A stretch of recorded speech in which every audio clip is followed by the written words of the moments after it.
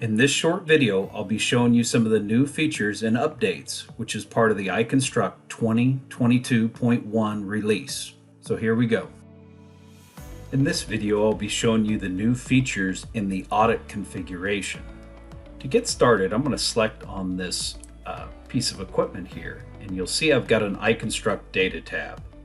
Down below, I have a workpack number and a BIM link. What I want to do is I want to break up my model based on the workpack number, but then also by the BIM link. To do this, we're going to come over here under General Configuration. We're going to go to Audit Configuration. The Audit dialog box comes up. We're going to click on the green plus sign here. We're just going to call this one Workpack. I'm going to go OK. Now I'm going to click on Auto Filter here. Then off to the side, I'm going to say, let's make everything else gray. The default color is gray. And I'm going to change the transparency, which is a new feature also. Then I'm going to come down here to the primary tab. Now I can't select anything yet, so I'm going to click on the refresh. I got to have something selected in the background. Now I'm going to select iConstruct data, and I'm going to first break up my model based on the work pack number. I'm going to apply a color to that. So I want the whole work package to be colored green. Then the secondary property, I'm going to go to the iConstruct data. I'm going to select BIM link, and I'm going to also change the color of it. And I want each individual BIM link to be red, the whole work package to be green, and each individual BIM link to be red. Then another new feature that we've added is generate search set, and I'm going to also create a viewpoint. Then down below, we're going to select zoom to audit it, and then zoom second item. I can also create section planes. So what I'm going to do here is I'm going to say, let's go out here, say 5 on all of those. So we're just going to create a section plane around the BIM link. I'm going to hit save. I'm going to go close. I'm just going to do one work package here. So I have one under here. So I'm going to grab this work package, which is that. We're going to go to audit, and I'm going to run this work package. And so it's going to go through. It's all completed now. And you can see that one's red. And so if we come in here, we've got the work package there, and then each individual BIM link, and you'll see that the work package is green. And then I see the BIM link in red, every single one of those.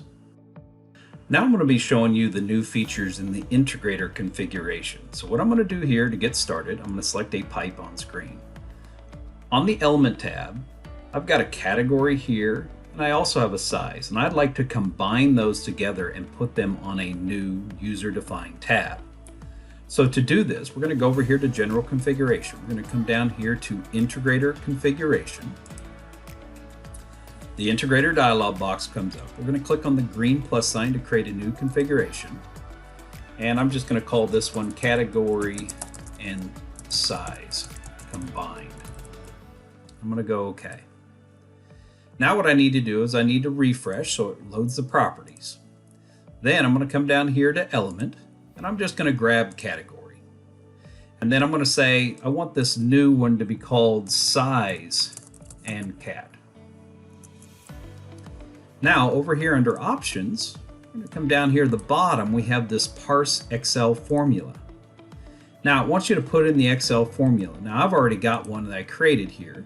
And it's an equal, then a quote, then I've typed in element, so with the brackets around it, so that's our element tab.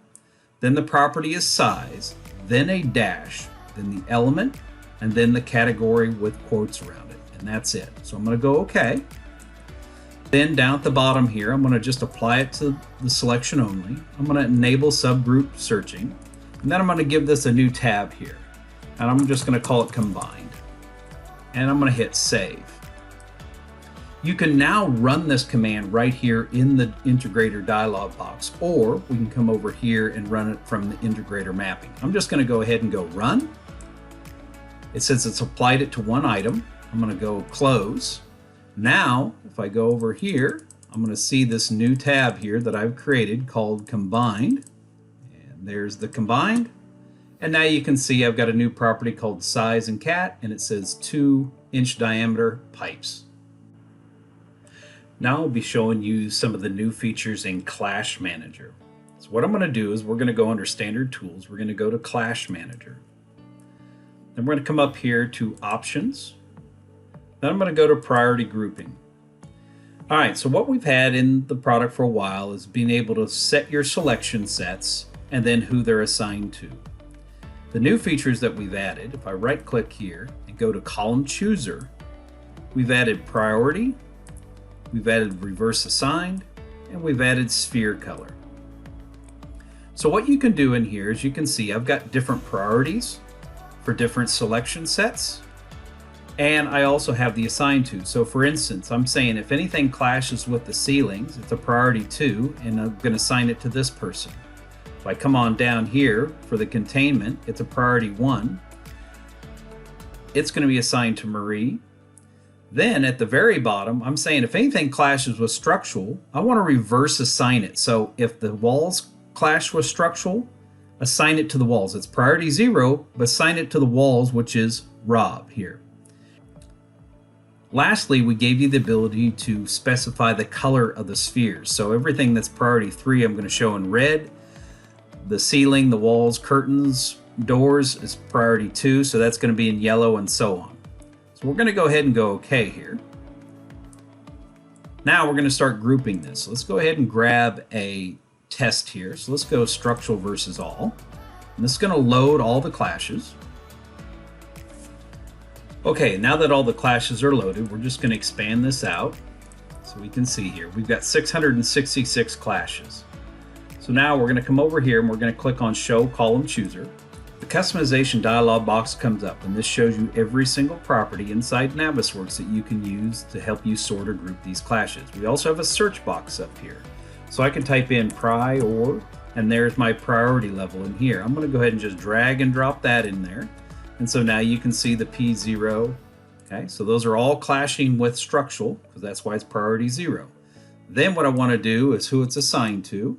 So we can drag in assigned to. And now you can see here priority 0 and who all these are assigned to. So there's a lighting, there's a ABC contractor, there's Jeff, there's Marie, mechanical contractor, inks. And then from there we can do whatever. If we wanted to do it by system names, I can actually grab in the system name here, drag and drop that in there. And now you can see it's broken down by the priority, who it's assigned to, and then the different systems. Now, if I wanted to, I could create some spheres also. So if we come on over in here, I can go draw clash spheres. And I'll just close that. And I'm going to go ahead and push these back. So let's go ahead and push these all back into Navisworks. It says it's grouped them. And I'll go ahead and exit this. And now you can see in here, you can see these clashes, the spheres in there. We can export these out also, but they're all priority 0, so that's what's setting the color to red.